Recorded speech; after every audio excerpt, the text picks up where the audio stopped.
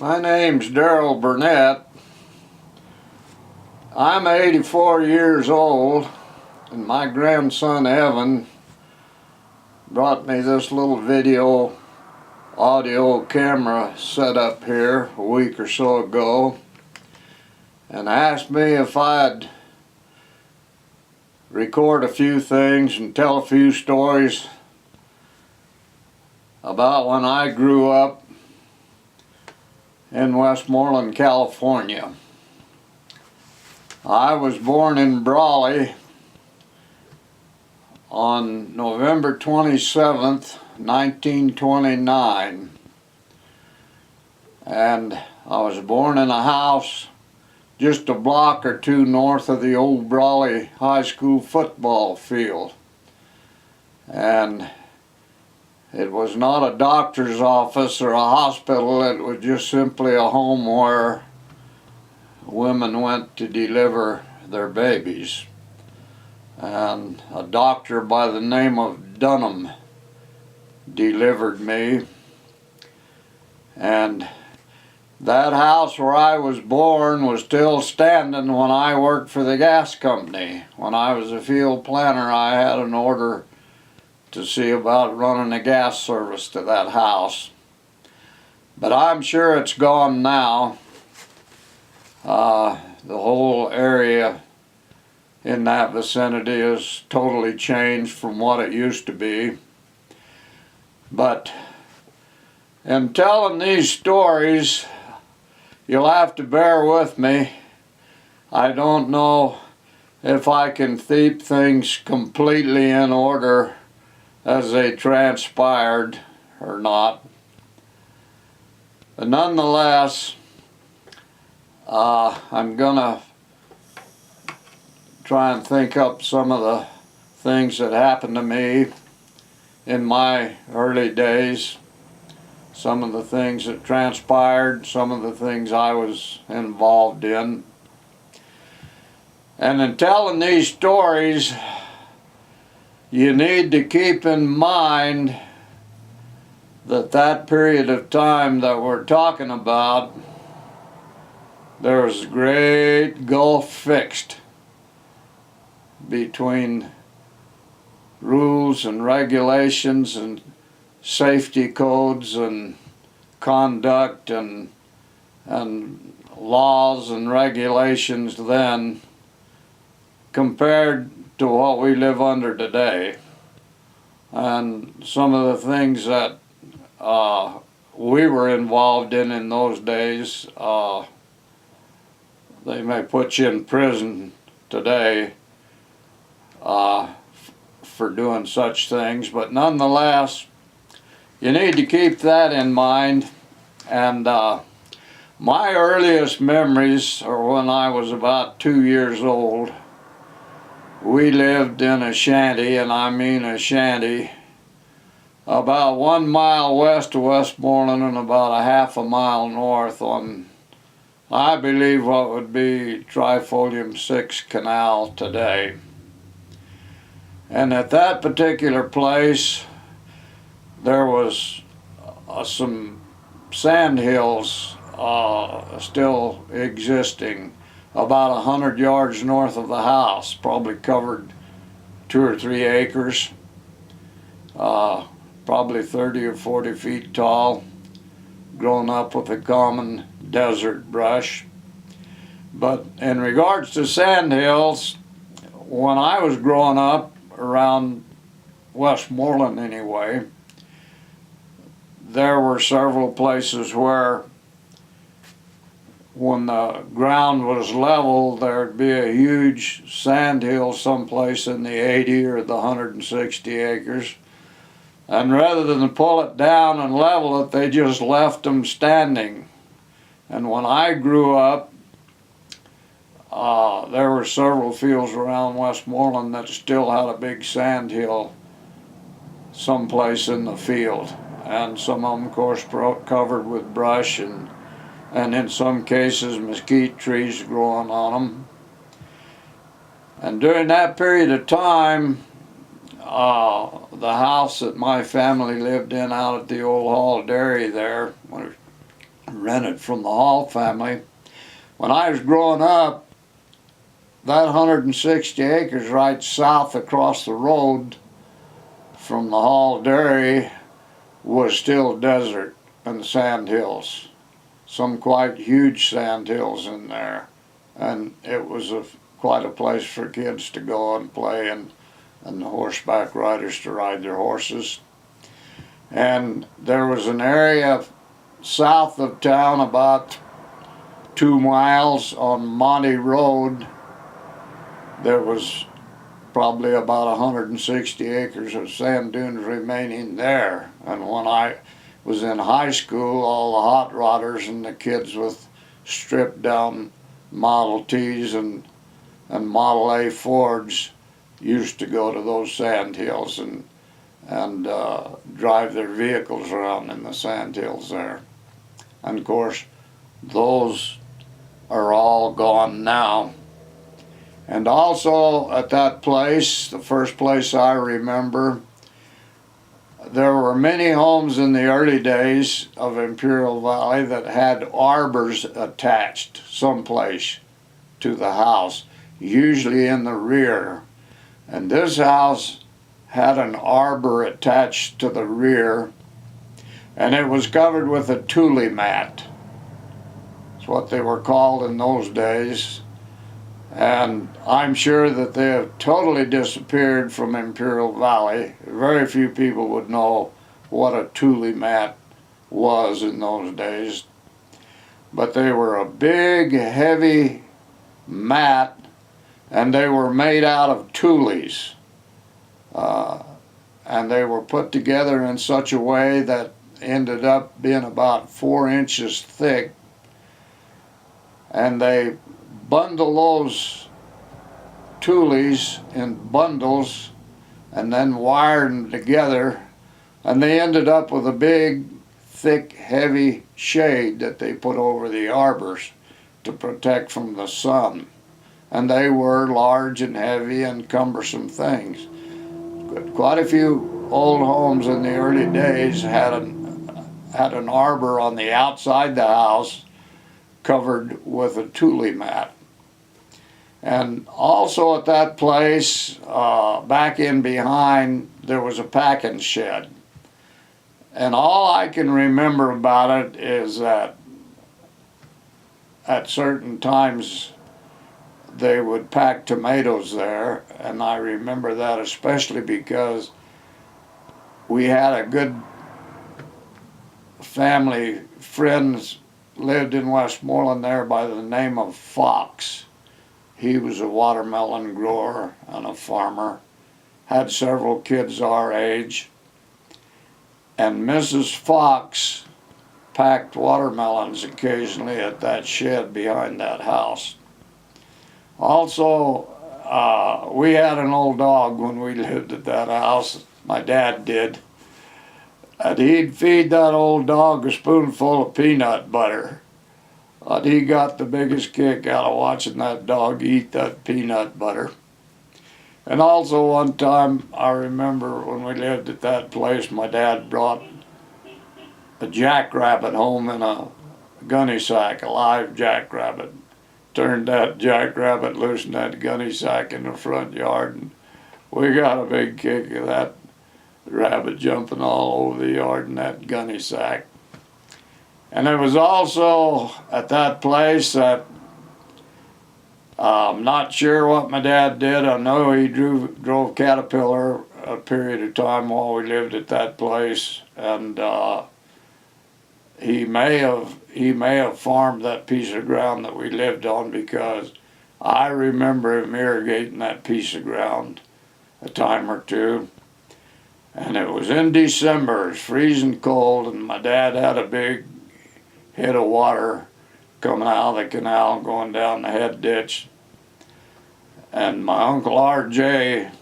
and my Aunt Muriel were out visiting, and we were out by the head ditch, and I was standing on the head gate on the crosswalk, and our neighbor down the road, Guy Mueller, stopped to visit, got out and come over, and he had an old dog with him, and that dog run across the check where I was standing and knocked me off in the head ditch, right where the water was boiling and roiling. And my Uncle R.J. was right there. He reached down and grabbed me and pulled me out of that head ditch before I drowned and froze to death. And then from there, as near as I can recollect, we moved into Westmoreland. We moved south across the street from some dear family friends by the name of Gilbert, Alma and Tom Gilbert, in a place where the Maloney family lived in later years. I can't remember too much about that place other than my dad was a great one to capture wild animals and birds and make pets out of them, or try to. And when we lived at that particular place, my dad had a badger under the house, and he had a hole drilled in the kitchen floor. And at mealtime, he'd poke food through that hole in the kitchen floor down there to his pet badger. And from there, as near as I can remember, we moved into another little shanty. And when I say shanties, I mean these weren't much for houses, really. They were old and decrepit, and really not too much comfort built into them. We moved into a little house among a line of houses. There must have been 5 or 6 rentals in a row there, and it would have been in the block just south of where the swimming pool is in Westmoreland today. And we moved in the little house on the west end. And while we lived in those little rental houses along there, we became acquainted with some of the other people that lived there. At one time, there was a family by the name of Freeman lived next door to us. And I remember they had a daughter that was a little older than us, and she really took great pleasure in entertaining us kids, and she'd take us over to her house and play games with us, and we became good friends with the Freeman family for a short period of time. While we lived in those houses during the Depression, at the time the people from Oklahoma began to leave the Dust Bowl and come to other parts of the country. A lot of them came to California, especially Southern California. There was a family from Oklahoma that moved in there in those little rentals by the name of Reynolds. And they had 2 boys, one same age as me and one younger, who I became good friends with down through the years. And the oldest was named Deward, and the youngest was named Melvin A., and they called him Pumpkin Eater. And I can remember that Pumpkin Eater was continually threatening his older brother Deward that, "Mama gonna whoop you, Deward. I'm gonna tell Mama on you. Mama gonna whoop you." And I don't know if Mama ever whooped Deward, but Pumpkin Eater was always threatening his older brother with a whipping. And as it turned out, Deward, many years later down the road, became the police chief in Brawley. And while he was still a relatively young man and still the police chief in Brawley, he died suddenly of a heart attack. And his younger brother, Melvin A., worked for the Atomic Energy Commission for many years, and he has since passed away. And there was another family there from Texas, and their name was Hamby, Vernon and Asta Hamby, and they had 2 daughters about our age, and the Hambys and our parents became really close friends. Spent a lot of time together, went on all the picnics together. My dad and Vernon fished together some, and they were really a friendly and kind family, and of course we were acquainted with them casually for many years, and as it turned out, way down the road, Asta and Vernon Hamley ended up moving over here to Parowan, Utah, not too far from where we live today. And they were both living there. They were living there when Asta died, and they moved to Missouri, and shortly after they moved to Missouri, Vernon passed away. But they were one of the families in Westmoreland that we were good friends with. And from that place, we moved to a house out on the west edge of town. We always called it the house with the well. And it wasn't really a well, but there was an above-ground brick cistern built round like a well, shaped like a well, which we filled with irrigation water and settled. And there was no inside plumbing in the house at all. And of course we dipped the water from the cistern to use for domestic purposes and to bathe in. And at that place we had a big garden. We kept a cow, and my dad kept rabbits there at that place. And it was while we were living there that I started school. I started the first grade while we were living in that house with the well. And from there, my dad finally gained worthwhile employment. He went to work for an old Greek farmer by the name of George Satyr. And George had an old ramshackle place way down at the end of Trifolium 11. And I can't remember at this time how many acres George might have farmed, but he was probably farming 400 or 500 acres, most of it on that Trifolium 11 ranch down there. And I can remember living in two places.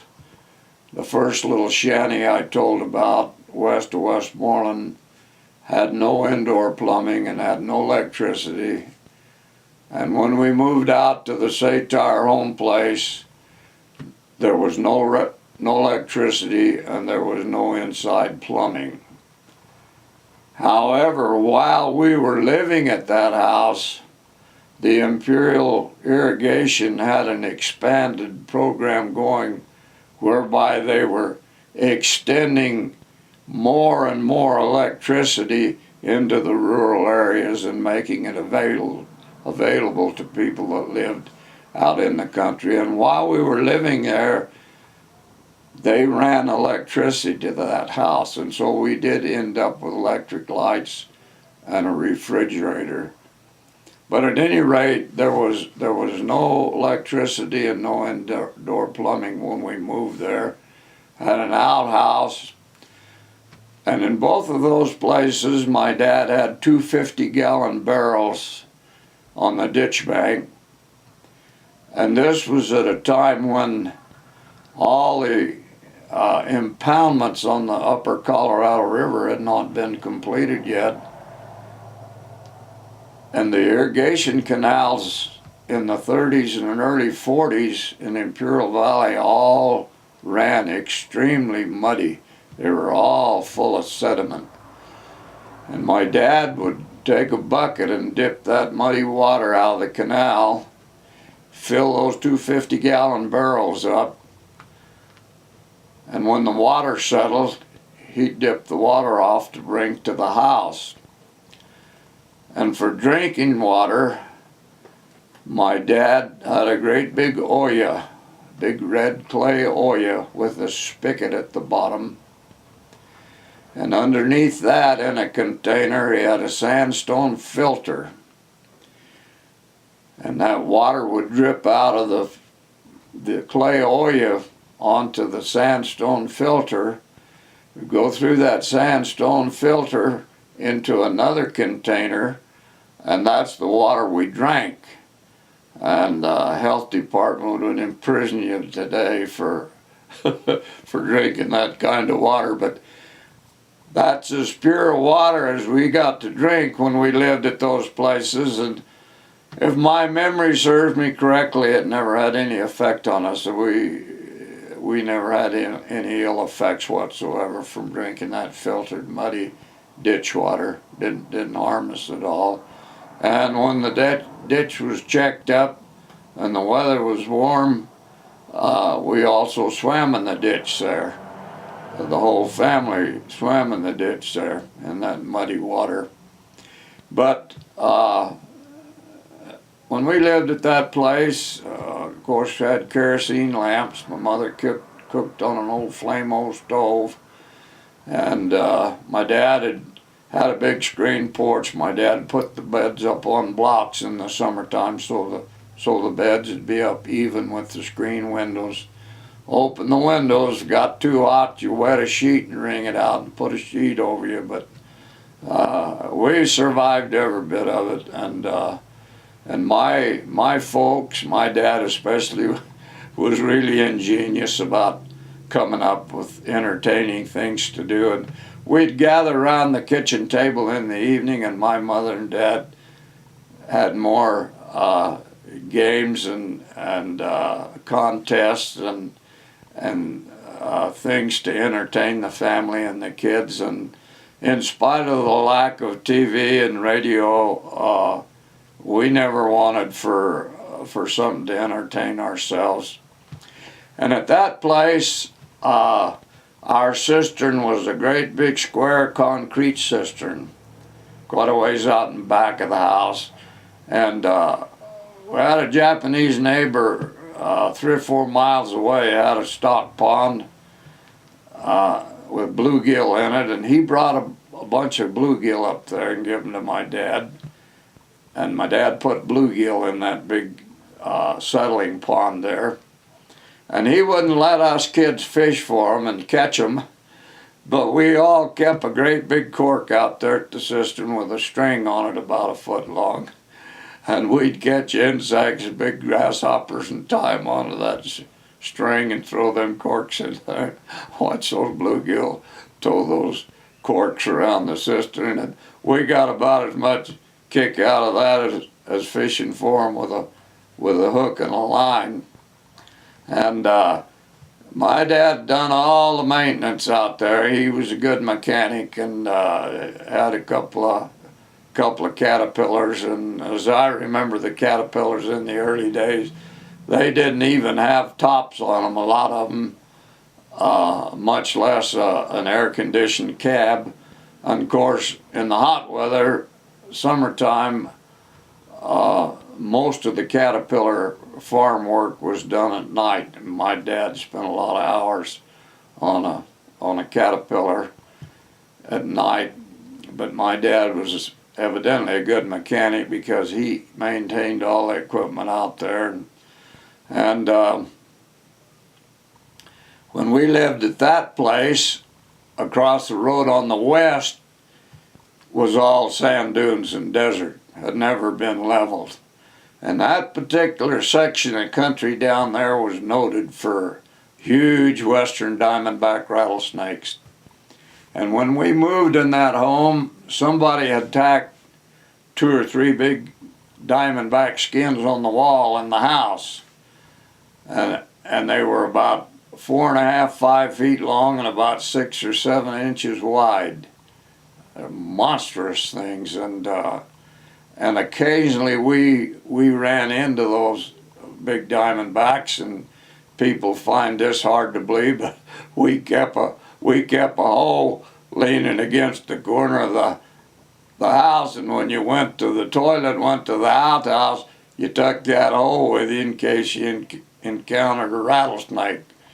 And we did on occasion have big diamondbacks in the yard. And those sand hills across the street on the east side of the house there was full of sidewinders. And that's where I learned to track sidewinders. And my dad taught me to do that when I was about 7 years old. And took a lot of people, a lot of scouts, a lot of friends, a lot of boys out down through the years and tracked sidewinders down just for the fun of it. And also, there was a family by the name of Brown lived on the east side of the sand dunes over there, and they had a boy named LZ. He was 2 or 3 years older than us kids, and I'll never forget LZ used to come visit quite often. And LZ had an old mule, and he'd hitch that mule to a little slip, a little wooden sled that he had made. And that mule would tow him across the sand hills on that little wooden slip to our house. And when he got ready to go home, he'd hitch his mule back to that slip, and away they'd go across the sand hills. And of course, they disappeared. I don't ever remember what happened to LZ, but it was at that home we were living when my dad died in 1938, in December 1938, just before Christmas. And he had gone into the hospital in Brawley, which at the time, of course, didn't amount to much, wasn't much of a hospital, but he had gone in for scheduled hernia surgery, had been operated on, and we went to see him. Somebody took us over once to see him while he was in the hospital, and he was pretty well recovered, and he was getting ready to come home, about ready to come home, and something went badly wrong in the wee hours of the night, and there was only one nurse there, and evidently it was heart problems, heart failure. He died evidently because of some sort of heart problem, and of course just the one nurse there and nobody else to help. And at any rate, he passed away and left my mom and us 3 kids, and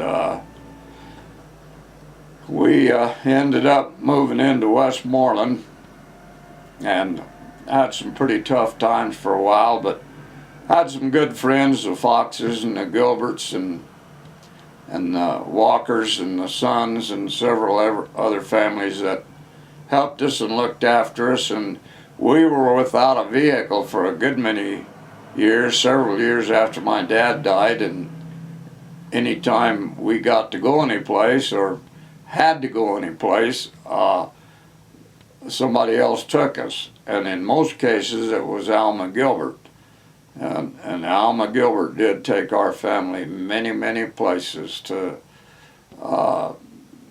recreation, swimming, to the show, picnics, and also to shop and to the doctor and what have you. But at any rate, we moved into a little shanty on the alley, be just a few feet west of where the Presbyterian Church is today in Westmoreland. And from that house, we moved to the house next door, which faced the street, was on the street. And it was when we lived in that house facing the street there that World War II began. That would have been December 7th, 1941, when Japan bombed Pearl Harbor. Of course, still remember that dreadful day. And I think at the time I probably didn't fully understand what we were in for, but before it was over, got to witness what took place during World War II. But at any rate, my mother first, when we moved to town, took a job. There were two power companies in Westmoreland at the time, Imperial Irrigation District and the Nevada Cal. And she went to work in the office at Nevada Cal, and they weren't there very long, and they folded, and she ended up going to work as a water clerk in the office for the Imperial Irrigation District. And she worked there up until, for several years, up until the time her and Morris were married. But I need to explain at this time that as I harrow up these memories in my mind and a lot of these things that happened, it's amazing that I cannot remember going there. I cannot remember coming home, how I got there, who took me, how I got home, who brought me. All I can remember is being there. Certain situations, certain hunting trips, certain recreation trips, picnics, fun things and sad things that happened. And I don't remember going or don't remember coming back. All I can remember is what happened while I was involved on that particular incident. But I thought I might tell a little bit about the schools that I attended there in Westmoreland. I attended first grade in a one-room building behind the main school in Westmoreland, just one big room. My teacher's name was Mrs. Ben Berkey. In the second grade, I attended the next door one-room building to the first grade building. It was also a one-room building. And my teacher there was Lola Dyke. And I was always scared to death of her. I don't suppose she really was, but she seemed like such a stern, mean individual to me. But I survived the second grade, and when I went to the third grade, I ended up in the main building. And I attended the third grade in the same classroom with the fourth grade. The third and fourth grade classes were combined, and we were taught by a lady named Mrs. Grimes, and they were also through the church association where we went, friends of the family. And Mrs. Grimes, as far as I can remember, handled the third and fourth grade quite handily, and as near as I could tell, never had any problem teaching two grade levels in the same room. And I went from there to the fourth and fifth grade, the same situation. The fourth and fifth grade were taught by the same teacher in the same classroom, and her name was Mrs. Irwin, and she was a wonderful teacher. And I had a lot of problems with math, especially long division. And at the time where we lived, several of the old maid school teachers that taught at Westmoreland lived in a little rental right behind us there. And Mrs. Irwin would invite me to come over to her house sometimes in the evening, and she would spend a great deal of time working with me, trying to help me with my math, especially my long division, and she was really a grand lady. And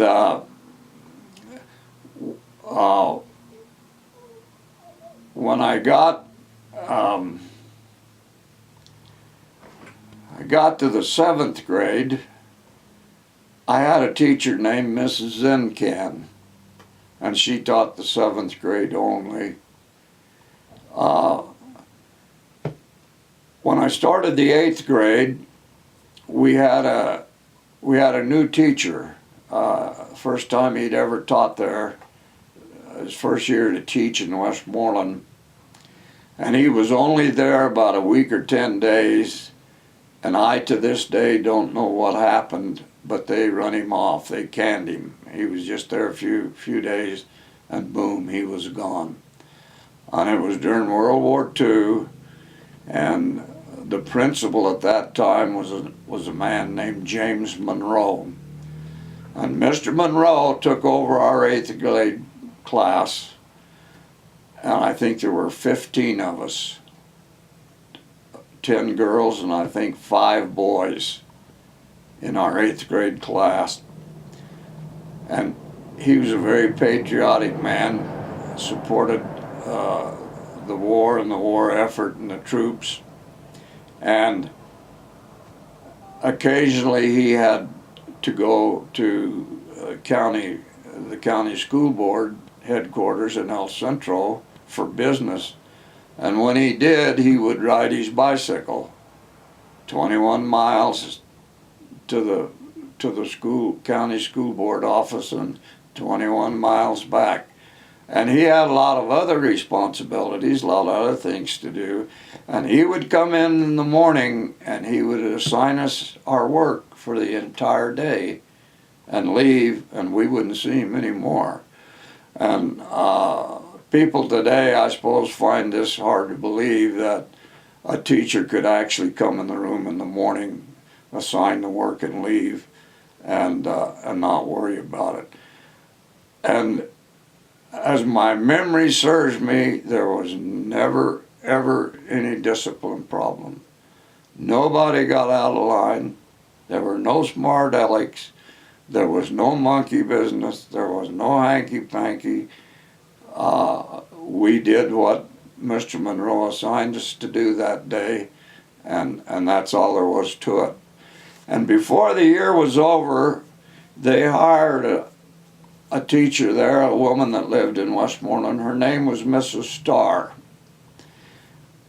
And my 8th grade class was the first class to have Mrs. Starr as a teacher. And she taught the 8th grade there in Westmoreland for many, many years after I graduated from the 8th grade. And she was also a wonderful teacher. Everyone loved Mrs. Starr. And I might mention that the period of time that I went to grammar school in Westmoreland, I can't speak for the young women, but the boys always were involved in various seasons during the school year. And we had our marble season, and we had our bottle cap season, we had our top season, and we had our mumbly peg season. And we were supposedly forbidden from playing keeps, marbles, but we played out on the dirt ball field. And the marbles that I was involved in, we played three games. We played chase, we played little ring, and we played bull ring. The choice of whoever you're playing with made the decision of what you played. And of course, every boy in school had a pocket full of marbles during marble season. And of course, we played for keeps. And we had a bottle cap season, and I never ever heard of the game being played any place else, any other school. Never heard of anybody ever doing it except the boys at Westmoreland Grammar School. But boys would come to school with a pocket full of bottle caps, just as they did the marbles, and we'd pack the bottle caps with mud, with moist dirt, and rub them real hard on the sidewalk until that clay was packed in that bottle cap real tight. And we'd draw our lag line and our ring on the sidewalk, and we played bottle caps just as we played marbles. And we'd ante so many bottle caps to put in the ring, and whoever won the bottle caps in the ring put them in his pocket, and all the boys walked around with a pocket full of bottle caps. And then we went to tops, everybody bring tops, spin tops for a while, and then we went to Mumbly Peg. We played that in the grass, and all the boys would bring their penknives, and practically every boy in school during the Mumbly Peg season had a penknife in his pocket. Probably go to jail today for that, but nobody gave it a thought. And we played games when I was in grammar school. I got a little older, probably from the 6th grade through the 8th grade. We played games on the school grounds during recess there at that Westmoreland school. That here again, they'd put the teachers in prison for letting kids do what we did. We played a game called horse fights, and the smaller boys all had bigger companions, older companions for the horse. And the smaller boys would get on the horse's back, and the individual playing the part of the horse would hold the rider's legs, and the rider would use both hands to try and jerk a competing rider off his horse. And that could really get rough and tumble sometimes. We played a game called Run, Grunt, Groan, which was a combination of soccer and tackle football. That was an extremely rough game. And we also had a hockey season at school where everybody the boys brought big sticks to school, and we'd take a tin can, draw a line, one team on one side and one on the other, and try to knock the tin can across the competitor's goal line. That really skinned your shins up some, but that was all allowed on the school grounds, and the superintendent, the teachers on yard duty never ever looked twice at the rough things we did on the school ground. It would be totally unacceptable today. And I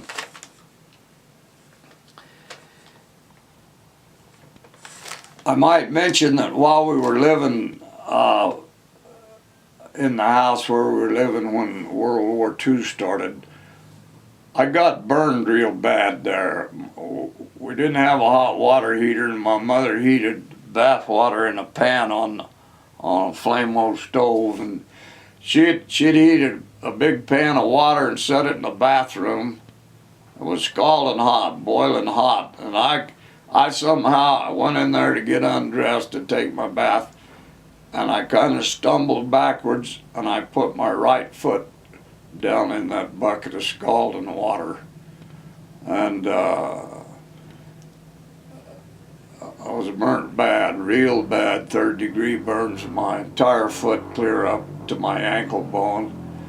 And an old doctor by the name of Foster, the old family doctor in Brawley that attended us at that time, took care of me.